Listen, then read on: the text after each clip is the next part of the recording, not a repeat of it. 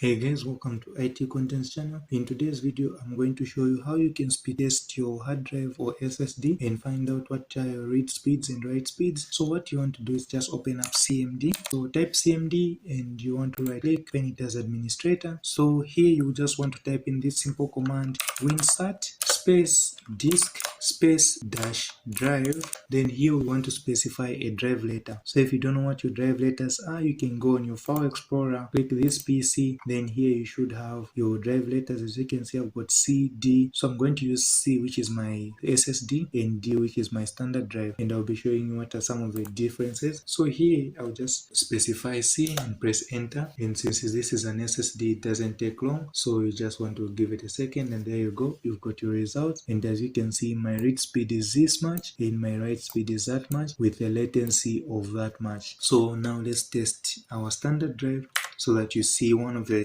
differences of an SSD and the standard drive. So here, as you can see, for our standard drive, it has a read speed of this much, which is 100 megabytes per second, and a write speed of 114 megabytes per second. If we compare that to an SSD, as you can see, those are big margins, big numbers. So you can see why SSDs are more expensive than standard drive. So if you want to speed up your PC, you would want to get a standard drive for your storage. Then for running your operating system, you want to use an SSD like this. So if you like the video, please leave a like, subscribe to my channel for more PC tips. See you in the next one.